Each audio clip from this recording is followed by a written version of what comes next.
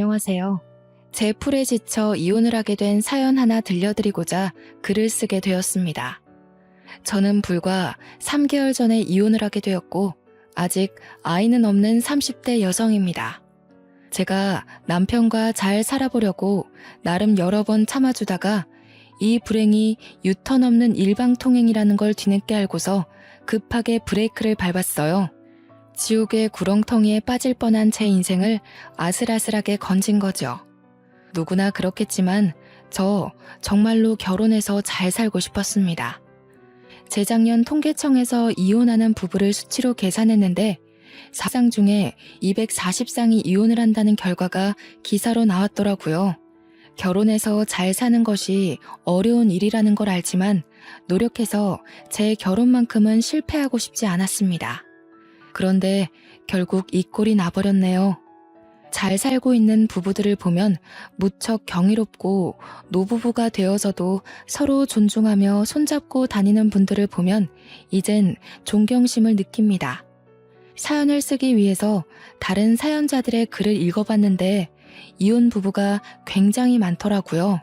다른 곳보다 유독 이 커뮤니티에 이혼 사연이 많은 것 같아서 저도 대한민국 이혼녀로서 제 경험 좀 시원하게 얘기해보고자 합니다. 저는 건강관리식품 제조회사에서 일을 하고 있는 사람입니다. 평소 주변에서도 똑부러지고 알뜰하다는 말을 많이 듣는 편이었던 저는 동료 직원들 중에서 가장 신임을 높게 사는 직원 중 한 명이었을 정도로 각별한 애정을 받았는데요. 특히나 비즈니스에 필요한 금전적 부분을 자꾸 저한테 맡겼다는 겁니다. 물론 저는 회계 쪽 분야가 아닙니다. 저도 회계는 어려워요. 돈을 잘 만지는 편이긴 하지만 그건 그냥 꼼꼼한 성격 덕입니다. 그런데 회사 다닌 지 한 2년 되니까 동료끼리 서로 어떤 사람인지 어느 정도 알게 되잖아요. 그때부터 제가 급여를 더 받고 회계 업무 보조까지 맡게 되었지 뭡니까. 딱히 번거로운 일은 아니었기에 저도 흔쾌히 한다고 했지만 제가 이렇게 칭송받을 만큼은 아닌데 싶어 민망하더라고요. 저는 제 스스로가 야무지다고 생각한 적이 한 번도 없습니다. 다른 건 잘 모르겠고 유독 돈 관리에서만 조금 더 철저했을 뿐이에요. 제가 20살 되자마자 적금 통장을 만들었다고 하면 다들 놀라더라고요. 그 적금도 금리나 혜택 다 비교해서 통장 2개로 나눠 만들었다고 하니 신기해하기도 했고요. 당시에는 다들 이렇게 돈 관리를 하는 줄 알았습니다.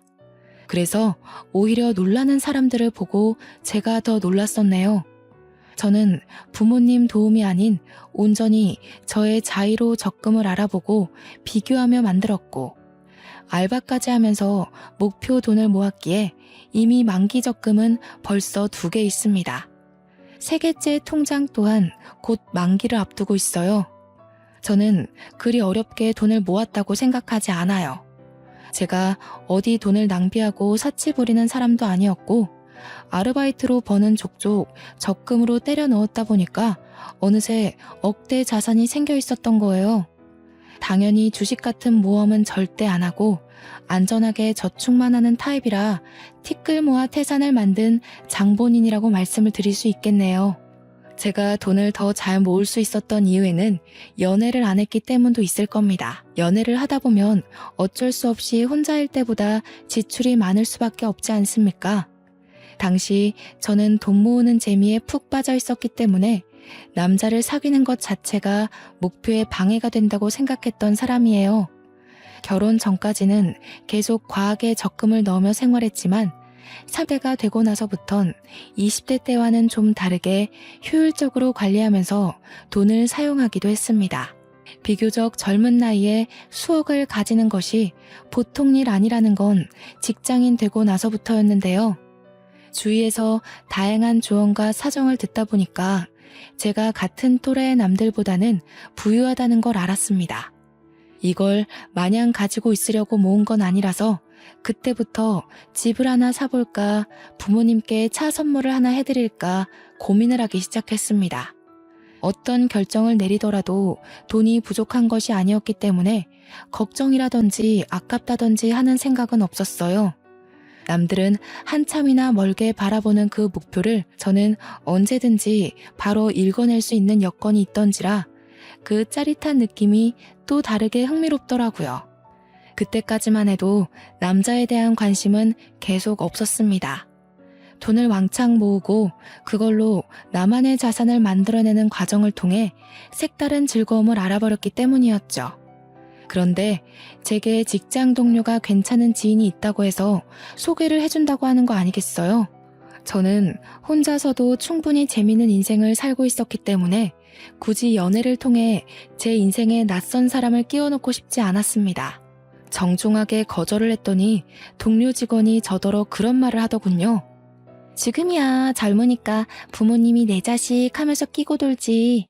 나중에 부모님 나이 드시고 선옥씨 시집갈 나이 되면 결혼 안 하고 있는 게 불효가 돼. 부모님도 슬슬 선옥씨 앞날 때문에 걱정하고 계실걸? 형제도 없다면서.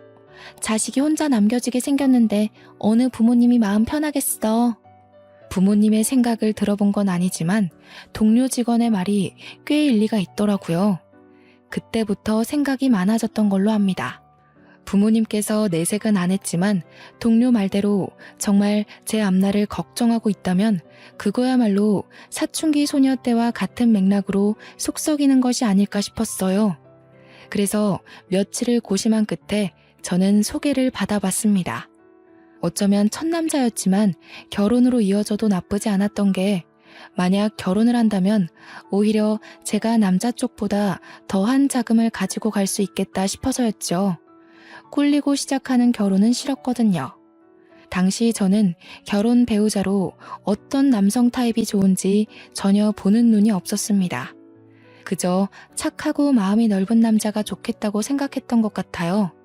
그런데 우습게도 제 눈에 남편이 딱 그렇더라고요. 소개받고 연인으로 발전하면서도 제게 늘 잘하고 착하고 우리 부모님께도 예의 바른 사람이었거든요. 그래서 확신을 갖고 좀 더 길게 만나봤는데 남편이 그때만 해도 참 괜찮은 사람이었습니다. 남편과 연애를 하면서 솔로일 때보다는 돈을 좀 쓰게 되었는데 딱히 상관없었어요. 이성과 함께하는 재미도 돈 모으는 것만큼이나 즐거운 일이었더라고요.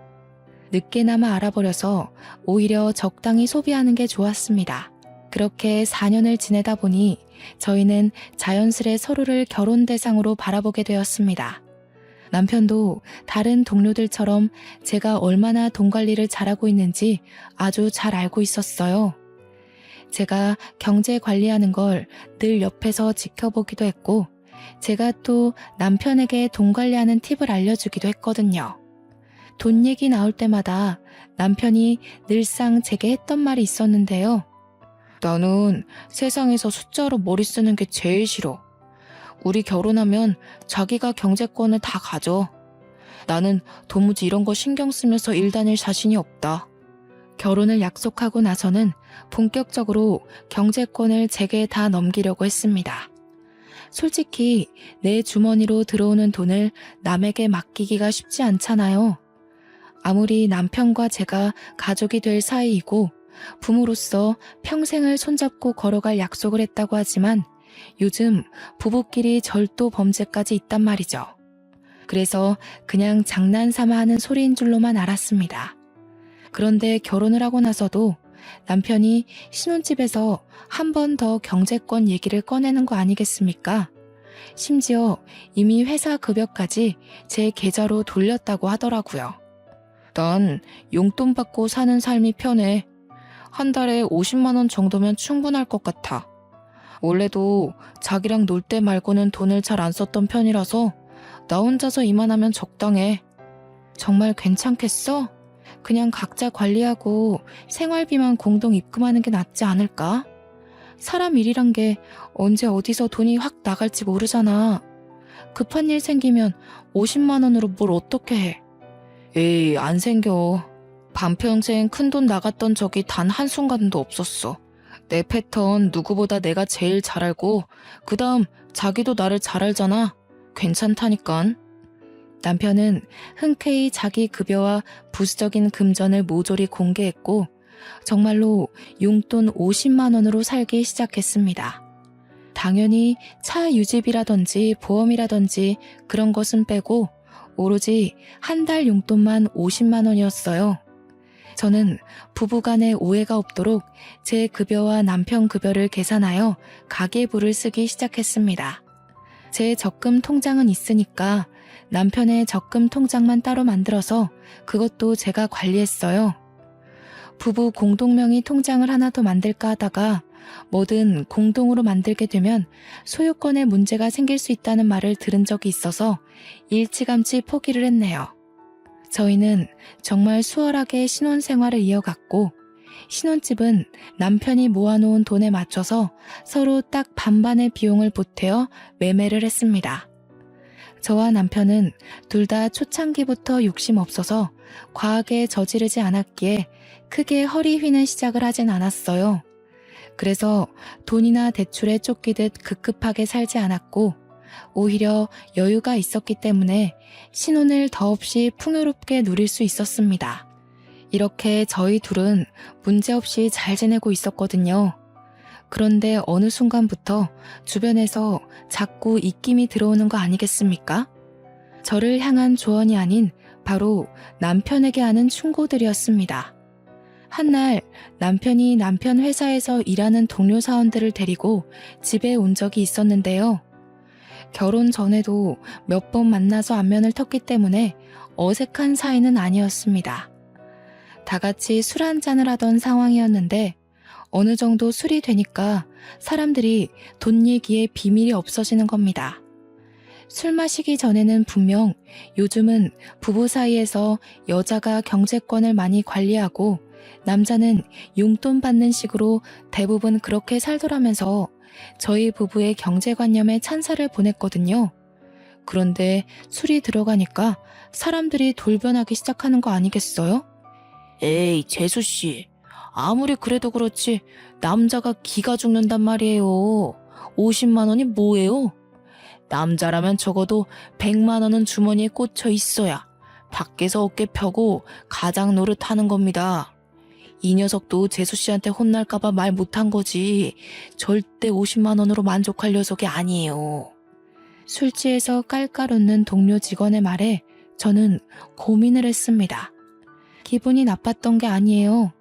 제가 남자에 대해 잘 모르니까 정말 남자의 경우 용돈이 적으면 기가 죽을 수도 있겠구나 싶더라고요. 남편이 정말 저한테 밉보일까봐 용돈 50으로 한 달 살이 충분하다고 거짓말을 한 거라면 제가 더 미안해지는 상황이었습니다. 그동안 말도 못하고 밖에서 적은 돈으로 쩔쩔맸을 거 아닙니까? 괜히 남편 눈치가 보여서 쳐다봤는데 정작 남편은 동료 직원들에게 고개를 내저으며 반대 의견을 피력했습니다. 니들이 뭘 한다고 난리야. 나 돈 그렇게 많이 안 써. 우리 와이프가 해주는 대로 맡기고 용돈 받는 게 훨씬 편하다고. 녀석 아직 신혼이라고 재수씨 편 들어주는 거 봐라. 그 마음 1년밖에 못 간다의 한 표. 부부 생활 익숙해지면 제일 먼저 걸리는 게 바로 돈이거든요. 내가 돈 관리했으면 신혼 1년도 못 보내고 파산났어. 와이프가 똑부러지게 맡아주니까 생활 요건이 너무 여유롭잖아. 니들이야말로 이러니까 매일 와이프한테 한 소리 듣는 거야. 돈 좀 작작 써라. 너 그러다가 재수씨한테 뒤통수 맞으면 어쩌려고. 혹시 알아? 재수씨가 초반에 신뢰를 엄청 줘놓고서 몰래 1, 2만 원씩 빼가고 있을지. 동료 직원들은 마치 제가 남편의 돈을 몰수해서 몰래 빼돌리고 있는 사람처럼 나쁘게 표현했습니다. 그것도 농담이라고 계속 깔깔대는데 듣다 보니 은근히 기분이 상하더라고요. 그럼에도 남편 체면 생각해서 감정 상한 거 끝까지 감추고 그들과 잘 어울려 놀았습니다. 그리고 그들이 귀가하자마자 저는 궁금했던 질문들을 서둘러 물어봤어요. 여보, 용돈 작아? 많이 부족한 거면 더 줄게. 우리가 어려운 형편도 아닌데 모자라서 불편하면 안 되지. 100만 원으로 맞춰주면 될까? 아니, 전혀 안 부족한데? 아까 그 동료들 때문에 그러는구나. 신경 쓰지 마. 쟤네들도 와이프가 경제권을 갖고 있는데 얼마 전에 와이프들이 돈 빼돌리는 걸 적발했다더라고. 그것 때문에 나더러 조심하라고 하는 소리야. 근데 나는 조심할 게 뭐 있어. 당신이 월말마다 알아서 보여주는데. 난 당신 믿어.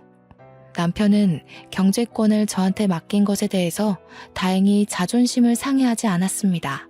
혹시라도 남편이 불편해한다면 경제권을 다시 각자 관리하는 걸로 바꿀 생각이었는데 남편이 한사코 거절을 하는 바람에 그러진 못했어요. 저 또한 한편으론 안심이 되었습니다. 혹시라도 남편이 사실은 동료들 말처럼 힘들었다고 한다면 왠지 좀 속상할 것 같았거든요. 저한테 말도 안 하고 남들에게 제 흉을 봤다는 것일 테니까요. 언제나 그렇듯 저도 괜찮고 남편도 괜찮다는데 왜 이렇게 돈 얘기만 나오면 다들 제 남편을 못 잡아먹어서 안달인 걸까요? 남편 동료들로 모자라 저는 시모한테도 경제권 때문에 잔소리를 들어야 했습니다. 그래서 세학이 너가 돈을 관리한다고? 아무리 관리를 잘한다고 하더라도 그게 어디 완전하게 투명할 수가 있나? 요즘 세상이 많이 달라졌다지만 누가 돈을 여자가 관리한대? 그래도 큰 돈 만지는 건 아직까진 남자가 해야지. 너희들 좀 이상하게 살림을 한다. 시댁에서는 돈 관리를 시부가 하고 있었습니다. 그건 수익을 벌어오는 사람이 시부밖에 없으니까 그렇구나 하고 이해할 수 있는 거죠. 그런데 시모가 자꾸 저더러 다음 달부터 남편한테 경제권을 넘기라는 거 아니겠습니까? 그것도 돈 관리 철저한 시부 앞에선 제게 잔소리 못하면서 시부가 자리만 비우면 저를 불러 몰래 면박을 주었어요. 어머님, 저희 정말 투명하게 공개해요. 제가 정리한 가계부 남편이 늘 챙겨보고 있고요. 걱정 마세요. 반개월을 살았는데 아직 살림엔 지장이 없는걸요. 가계부야. 일부러 틀리게 쓸 수도 있는 거니까 모르는 일이지. 깐이라는 남자가 50만 원으로 뭘 하겠니? 그렇잖아도 용돈은 올리려고요. 남편은 50이 괜찮다고 하는데 아무래도 주위 시선이 안 좋네요. 용돈 다 못 쓴다고 하더라도 그냥 가지고 있는 게 좋겠어. 사람들 말대로 무슨 일이 있을지 모르는 거니까. 아이고 답답하게도 한다. 그렇게 쥐꼬리만큼 찔끔찔끔 올렸다 내렸다 하지 말고 그냥 내 아들한테 넘기라니까. 우리 아들도 워낙 세심하고 꼼꼼해서 그런 거 잘해. 그날따라 시모가 너무 강력하게 주장하는 바람에 제가 이대로 계속 받아쳤다간 말씨름만 하게 될 것 같더라고요. 할 수 없이 한 발 물러난 저는 남편한테 시모 말대로 한번 도맡아 해보라고 했습니다. 그랬더니 시모의 표정이 순식간에 밝아지더군요. 남편한테 경제권이 넘어가는 걸로 이미 확정을 짓고서 이런저런 조언까지 하기 시작했습니다. 자기 아들이라고 어떻게든 치켜 세워주려고 하는 건 알겠는데 시모의 그런 속보이는 모습이 좀 보기 거북하더라고요. 그러나 그렇게 신이 났던 시모의 기분이 단 1분도 지나지 않아 다시 심오해졌는데요. 남편이 또 한 번 경제권 받는 걸 거절해버렸기 때문이었습니다. 싫어, 귀찮아. 다들 왜 자꾸 했던 말 계속하게 하는지 모르겠네. 우리 집은 와이프가 똑똑하니까 알아서 잘 돌아가고 있잖아. 잘하는 사람이 해야 살림도 피는 거지. 괜히 내가 했다가 쫄딱 망하면 어쩔 거야? 아우 싫어. 어머 얘 봐라. 아직도 세상 물정을 모르네. 새아기가 경제권을 준다잖아. 네 아빠를 보고 자랐으면 알 거 아냐. 남자가 돈을 쥐고 있어야 미래가 안정되는 거야. 아빠가 남자라서 돈을 쥐고 있는 게 아니라 엄마가 돈을 허튼 데 쓰니까 아빠가 관리하는 거 아니었어? 저번에 아빠가 그렇게 말하는 거 들었는데. 저는 그 자리에서 남편의 눈치 없는 발언 때문에 웃음을 참느라 애를 썼어요. 시모가 평소 웬만한 고집이 아닌데 자기 아들은 잘 못 이기더라고요. 아마 남편이 눈치 없이 직설적인 멘트를 잘 날리는 사람이라서 그렇지 않나 싶습니다. 하도 주위에서 뭐라 그러니까 저도 정말 남편한테 경제권을 맡겨볼까 했었거든요. 그런데 당사자가 저리 싫다고 발악하니 어떡합니까? 제가 어디 한두 번 물어봤겠어요? 이미 수십 번을 물었지만 남편 대답은 늘 거절로 한결같았는걸요. 그렇다고 포기할 시모가 아니더라고요. 경제권이 넘어갈랑 말랑하고 있으니까 시모도 애가 탔나 봅니다. 결국 시모한테 등짝을 맞은 뒤에야 남편은 경제권을 넘겨받는 것에 수긍했어요. 저야 뭐 괜찮았습니다. 어차피 저희는 부부이고 저희 집에 들어오는 돈이 어떻게 돌아가는지 이미 파악했잖아요. 남편한테 넘겨주더라도 어느 정도 제가 모르는 부분은 없겠다 싶었거든요. 저는 주말에 하루 날 잡아서 남편한테 경제권을 인수인계를 해주었습니다. 나름 쉽고 간단하게 이것저것 설명을 해줬는데 남편이 금세 골머리 아파하더라고요. 마치 이제 셈을 배우기 시작한 초등학생이 수업 시간에 엎드려버리는 모양새와 같았습니다. 나 도저히 안 되겠어. 당신 내가 얼마나 숫자 싫어하는지 알지? 누누이 말해줬었잖아. 그거 진짜 괜히 하는 소리 아니야. 나 학창시절에도 수학을 제일 못했어. 제가 봐도 남편이 너무 버거워하는 것 같았어요. 그럼에도 불구하고 저는 남편이 미치려고 하는 걸 잘 어르고 달래서 웬만하면 넘겨주려고 했습니다. 어머님이 당신 이런 거 소질 있다고 그랬잖아. 수학이랑 동계산은 좀 다른 개념이야. 성급하게 생각하지 말고 차차 이해해보자. 내가 다시 설명해줄게. 아, 진짜 못해. 엄마가 괜히 당신이 내 돈까지 들고 있으니까 심술 부리는 거야. 우리 엄마 돈 욕심 많은 것 때문에 아빠가 관리하는 이유도 있단 말이야. 아마 내가 경제권 들게 되면 엄마가 간섭할걸? 난 엄마 게임에 안 넘어갈 자신이 없어. 절대 못해. 시모가 남편을 두고 세심하고 꼼꼼하다고 표현을 했지만 사실 저는 남편이랑 연애하면서 딱히 남편이 돈을 효율적으로 관리한다는 느낌을 못 받았습니다. 제가 연애 때 돈 관리 팁을 많이 가르쳐줬다고 했잖아요. 가볍게 알려줬던 그 소소한 팁들도 남편은 별로 습득하질 못했어요. 그래서 이렇게 괴로워하는 것도 충분히 이해가 되었죠. 할 수 없이 제가 다시 경제권을 도맡게 되었는데요. 시모에게 이 사실을 말씀드린다면 제가 경제권을 넘기기 싫어서 남편을 기죽였다고 생각할 텐데 이건 이것대로 또 걱정이었습니다. 남편이 시댁에 알아서 잘 설명하겠다고 했는데도 그렇게 썩 위로는 안 되더군요. 남편이 말한다고 시모 성격에 바로 굽신거릴 게 아니란 걸 아니까요. 저희 부부는 잠깐의 휘몰아쳤던 돌풍을 지나고 다시 고요한 일상을 보내고 있었습니다.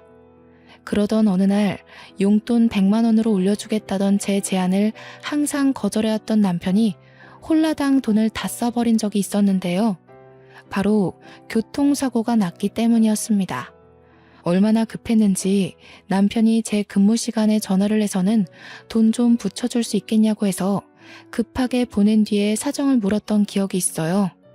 아, 주차 사고가 났는데 내가 실수로 상대방 차 문을 쫙 긁어버렸어. 하필 돈 좀 나가는 차를 건드리는 바람에 있는 돈으론 택도 없더라고. 뭐? 다친 곳은 없어? 당신 여태 그런 해본 적도 없는 사람이잖아. 조심 좀 하지. 혹시 다친 데 있는 거면 돈 더 보내줄까? 병원비는 있어? 다친 곳은 없어. 근무 시간일 텐데 연락해서 미안해. 워낙 급한 일이라 너무 당황해서 당신 근무 시간인지도 생각 못하고 전화를 해버렸네. 남편은 운전 경력 15년인데도 여태 문콕 사고도 없었을 만큼 안전운전 실력을 지닌 사람입니다. 달리던 차도 아니고 주차를 하다가 사고가 난 거라서 어쩌면 천만다행이지만 한편으론 의아하기도 했어요. 도대체 어디다가 정신을 빼놓고 있었길래 가만히 있는 차에 가서 사고를 낸 건지 모르겠더군요. 수리비 견적은 총 78만 원이 나왔고 용돈으론 턱없이 모자랐던 남편이 제게 받아간 돈으로 잘 해결했다고 문자를 줬습니다. 이번 일을 겪으니까 확실히 느꼈어요. 남편에게 용돈 50만 원은 적은 게 맞는 것 같았죠. 만약 제가 연락을 받지 못했더라면 여기저기 전화를 돌리면서 구차하게 남의 주머니에 손 벌렸을 거 아닙니까? 위험한 상황일 때 대비하기엔 그 용돈은 너무 아슬아슬했습니다. 그래서 저는 남편에게 말없이 다음 달부터 용돈을 100만 원으로 올려줬어요. 용돈 입금한 당일 남편이 리액션은 안 해주더라도 용돈 올렸냐고 물어나 볼 줄 알았는데 정작 이틀이 지나도 남편한테서 별다른 말이 없더라고요. 여보, 내가 용돈 올린 거 확인했어? 당신 사고 이후로 내가 생각 많이 해봤는데 아무래도 올리는 게 좋아서 100만 원 넣었거든. 몰랐어? 그랬어? 내가 입금 내역은 따로 확인 안 해서 몰랐네. 고마워. 신경 안 써줘도 된다고 했는데 내가 말이랑 행동이랑 너무 달랐지? 민망하네. 어쨌든 잘 쓸게. 입금 내역은 남편이 굳이 확인하려 들지 않아도 알림으로 뜨는 걸로 알고 있습니다. 남편이 설정해달라고 해서 제가 해줬던 기억이 나요.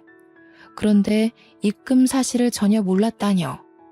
남편의 말에 여럿 의문이 들었지만 일이 바빠서 정신이 없었겠거니 그렇게만 생각하고만 넘겼습니다.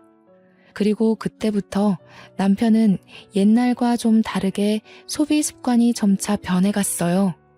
100만 원은 너무 많다면서 길고 날던 남편이 100만 원도 모자라서 종종 돈 좀 보내줄 수 있냐고 연락하는 횟수가 많아졌다는 겁니다.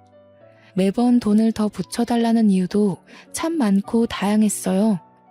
한날은 회식을 쏘게 되었다. 또 어떤 날엔 회사에서 단체 기부를 하게 되었다. 그리고 다음 날엔 친구가 어려워서 돈을 조금 보태줘야 했다 등등. 어쩔 땐 우리 한 달 살림에 차질이 생길 정도로 거액을 빌려간 적도 있었습니다. 제가 여러 번 물으면 늘 새로운 변명으로 답이 돌아왔어요. 생각해보면 차 사고 났을 때 제가 돈을 붙여준 이후로 남편이 점차 변한 것 같았습니다.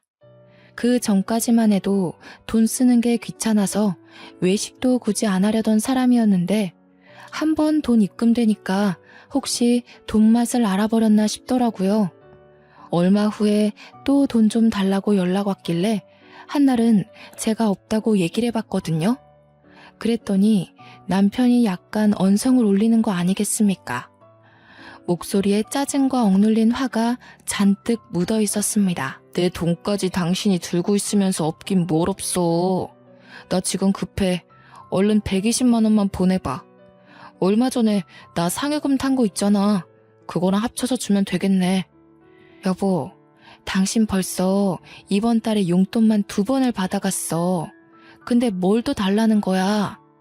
지난번 용돈도 겨우 타이트하게 맞춰서 준 건데 이러면 당신 적금 못 넣는단 말이야. 적금? 적금이 있었지? 그런 걸 쓸데없이 왜 넣어? 난 됐으니까 내 거 해약할게. 적금은 나중에 여유 많을 때 차차 넣으면 될 것 같아. 아직 만기까지 반개월이 남았는데 아까운 이자 날리게 남편이 느닷없이 해약하겠다는 거 아니겠습니까? 남편의 철부지 같은 행동에 답답했던 저는 결국 안 된다고 목소리를 좀 높였습니다. 그러자 남편이 이젠 성질까지 버럭 내면서 돈에 미친 사람처럼 적금 통장을 달라고 강하게 얘기하더군요. 내가 네 돈에 손을 대냐? 내 돈으로 넣은 적금 내가 좀 쓰겠다는데 뭘 그렇게까지 빡빡하게 굴어. 오늘 집에 가면 통장 꺼내놔. 내일 내 것만 해약할 거니까. 비행 청소년도 아니고 돈 안 준다고 행패 부리는 남편의 모습에 솔직히 좀 당황했습니다. 그리고 뒤따라 붙은 감정은 그저 어처구니가 없다는 것뿐이었죠. 돈은 따로 벌고 있던 실정이었지만 여태 부부이기에 다 같은 돈이라고 생각하며 관리를 해왔습니다. 그런데 남편 생각은 다르다는 걸 그날 알았어요. 어쩌면 맞는 말이죠. 자기 돈이니까 자기가 알아서 쓰는 게 맞는 거예요. 짜증이 났던 저는 남편 말대로 그 돈이 제 돈도 아니니까 그냥 내버려 뒀습니다. 그러니 다음날 정오쯤에 정말로 해약을 해버렸더라고요. 옛날만 해도 돈에 관심 없던 사람이 어쩌다 갑자기 바람이 들었을까요? 과거와 다르게 돈을 좀 쉽게 생각하는 것 같아서 한날은 남편이 잘 때 휴대폰을 몰래 뒤져봤습니다. 설마 바람이라도 나서 웬 여자한테 돈이라도 퍼주는 건가 싶어서요. 지금 보니 제가 참 별짓까지 다 했네요. 남편 폰에는 딱히 여자의 흔적이 없었습니다. 대신 처음 보는 형이란 남자와의 채팅이 다른 채팅에 비해 유독 많다는 걸 알고 그걸 확인해 봤어요.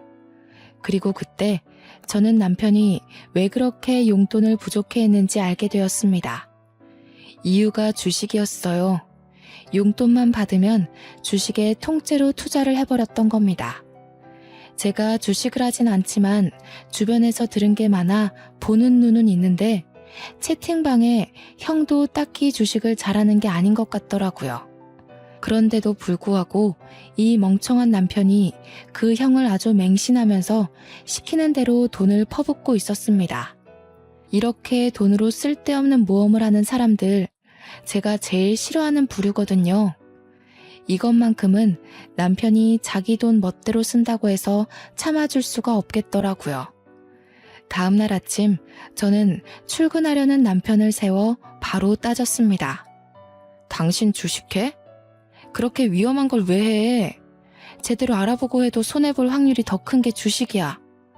도대체 그 형한테서 무슨 소리를 들었길래 안 하던 짓을 하는 거니? 정말 큰일 나고 싶어? 뭐야? 어떻게 알았어? 설마 내 휴대폰 뒤진 거야? 스토커도 아니고 왜 남의 물건에 몰래 손대? 아 진짜 어디까지 봤어?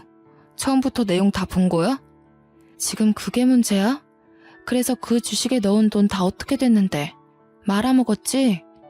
숫자라면 머리 아프다는 사람이 어쩌자고 그런데 손을 댔냐고. 전문 펀드 매니저도 매번 성공을 못해.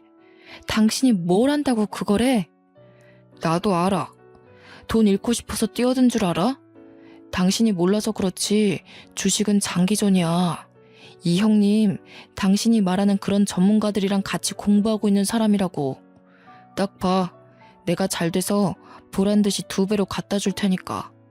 남편과 아침부터 주식 얘기로 싸움을 하면서 진을 뺀 날이었습니다. 알고 보니 남편은 주식에 돈 퍼붓는 걸로 그 형님한테 용돈까지 조금씩 주고 있었더라고요. 무슨 수급이라나 뭐라나 말 같지도 않은 소리를 하면서 제대로 호구가 잡혀있는 남편을 보니 결혼하고 처음으로 속이 터졌습니다. 이 호구 같은 남편도 결국 제 남편이라고 그냥 내버려 둘 수가 없어서 저는 바로 용돈을 50만 원으로 낮춰버렸어요. 그랬더니 어떻게 됐는지 아십니까? 저 그 사람한테 이혼 요구 당했습니다. 뭐라고? 지금 이혼하자고 했어?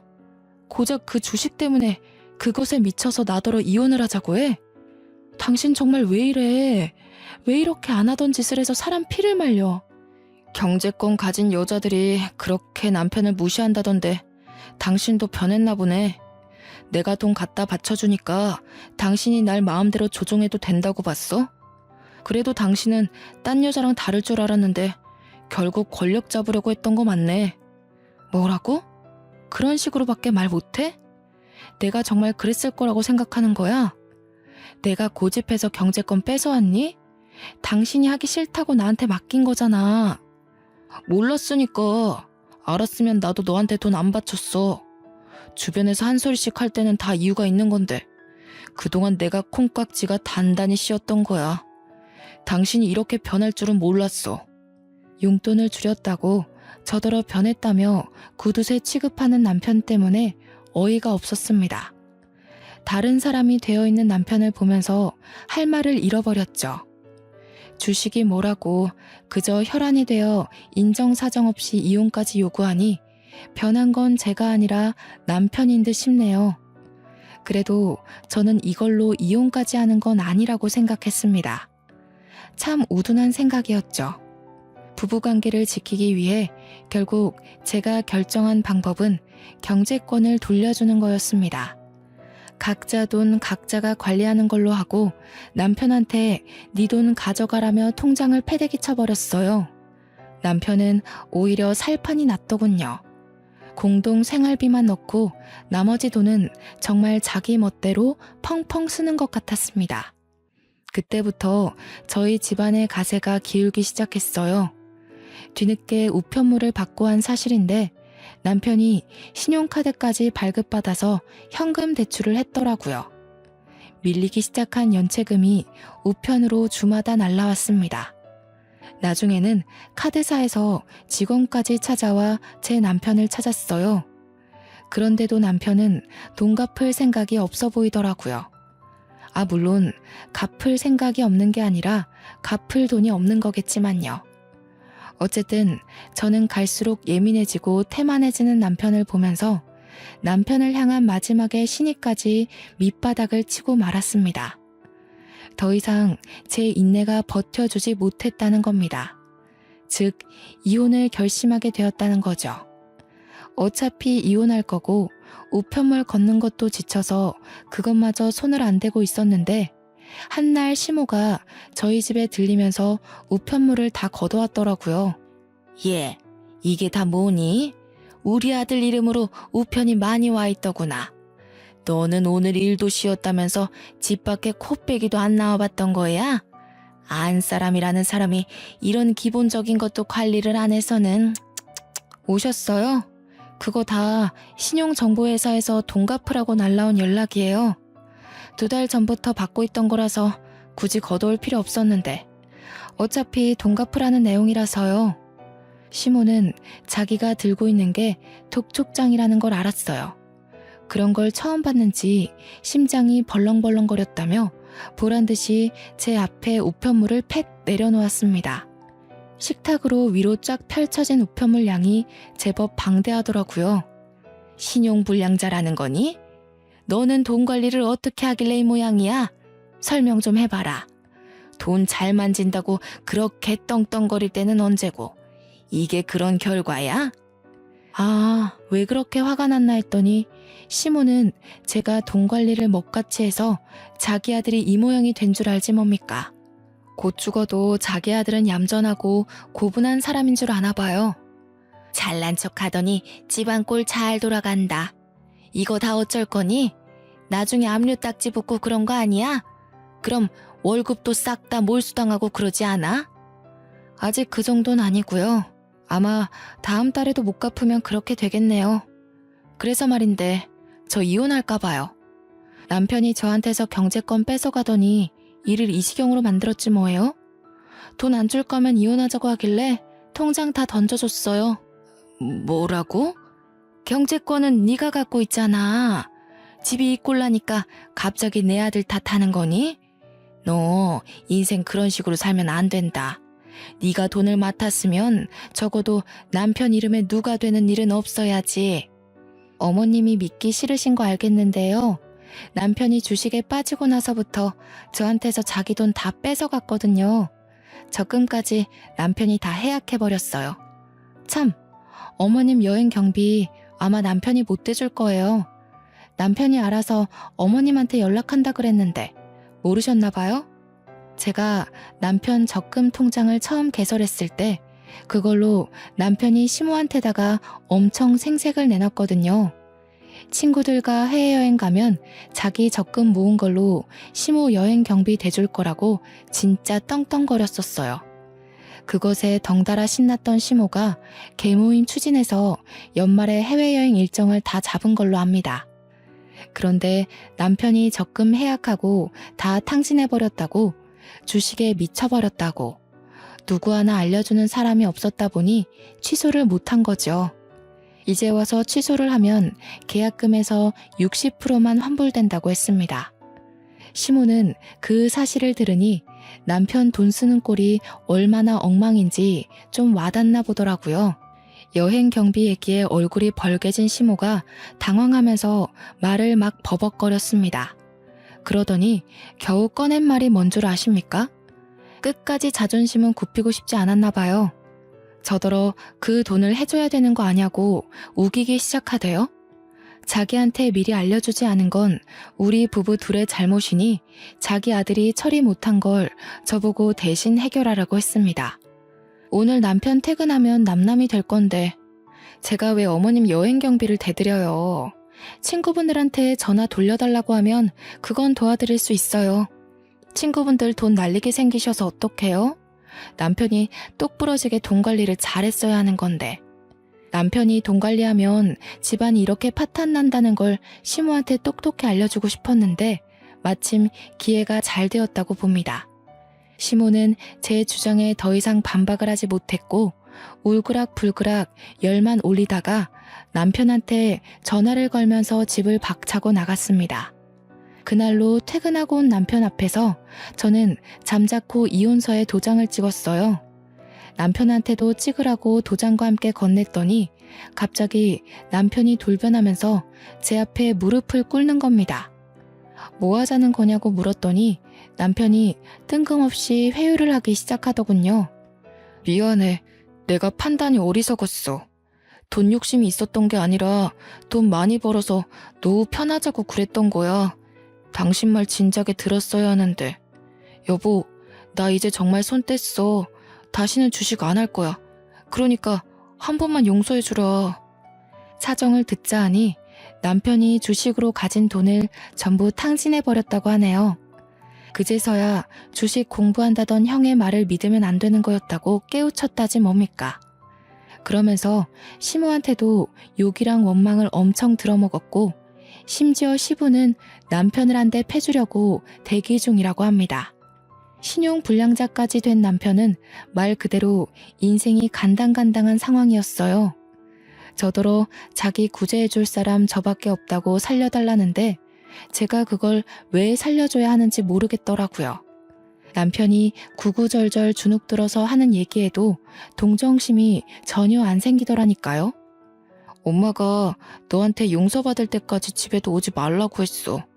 여보, 나 여보 말고는 더 이상 가진 게 없어. 그러니까 딱 한 번만 봐주면 안 될까? 절대 2번 실수하는 일은 없게 할게. 내가 원래 어떤 사람인지 당신이 잘 알잖아. 시모가 자기 아들의 문제를 뼈저리게 느꼈나 봅니다. 하긴 자기 아들 때문에 자기가 제대로 피해를 받았으니 그제서야 아들의 미련함이 보였겠죠. 그런데 어쩌나? 저는 제 돈으로 남이 싼 똥을 처리해줄 생각이 전혀 없거든요. 그러려고 20대 청춘 즐길 거를 아껴가면서 모은 돈이 아니라서요. 질질 끄는 게 싫어서 합의 안 하면 소송할 거라고 강력하게 말했더니 돈에 무척 쪼들린 남편은 끝까지 빌더라고요.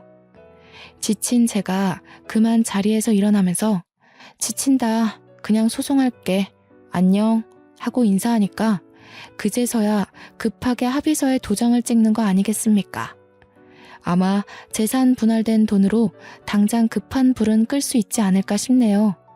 이건 나중에 알게 된 사실인데요. 시모는 결국 해외여행을 취소하지 못했다고 하더라고요. 시부한테 욕을 왕창 들으면서 시부 돈으로 눈물을 머금고 다녀왔다고 들었습니다. 시부가 굉장히 보수적이라 돈을 헤프게 쓰는 걸 안 좋아하는 분이거든요. 그래서 유독 시부는 알뜰살뜰한 저를 좀 좋아했었습니다.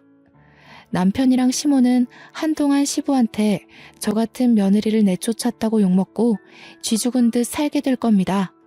그저 잘 살아보고자 노력했을 뿐인데 돈 빨아먹는 귀신 취급을 당하게 될 줄은 몰랐네요. 남이 저를 신뢰하든 말든 남의 돈은 함부로 만지면 안 되는 건가 봅니다. 괜히 억울한 누명을 쓸 수 있다는 걸 시댁과 남편 주위의 사람들을 통해서 알았습니다. 그리고 또 아무리 좋은 사람이라 하더라도 돈 앞에서는 이면이 드러날 수 있다는 것조차 잘 배우게 되었어요. 아니지. 애초에 제 남편이 좋은 사람이 아니었는데 제가 그걸 못 알아봤던 거겠죠. 앞으로 또 이런 실수를 경험하지 않을 거란 확신은 없습니다. 다만 좀 더 지혜롭게 행동할 수 있을 것 같아요. 제가 이렇게 이혼을 하게 되었습니다. 불과 얼마 안 된 사연이에요. 아직은 이혼한 사실을 자랑스럽게 공개하는 것이 조금 조심스럽습니다. 제 삶에서 이혼이 가장 큰 돌불이었거든요. 아마 제 스스로 치유받을 시간이 좀 필요할지도 몰라요. 그래도 좋습니다. 하마터면 낭떠러지로 추락할 뻔했던 인생이 아닙니까? 그 빈무더기에서 홀로 빠져나왔다는 것 자체가 첫 번째로 제 자신에게 칭찬해주고 싶은 일입니다. 끊임없이 잘했다고 저를 보듬어주면서 다시 새 인생을 살아봐야겠어요. 사연이 너무 길었죠? 관심 가져주시고 들어주셔서 너무 감사합니다. 항상 좋은 날만 가득하세요.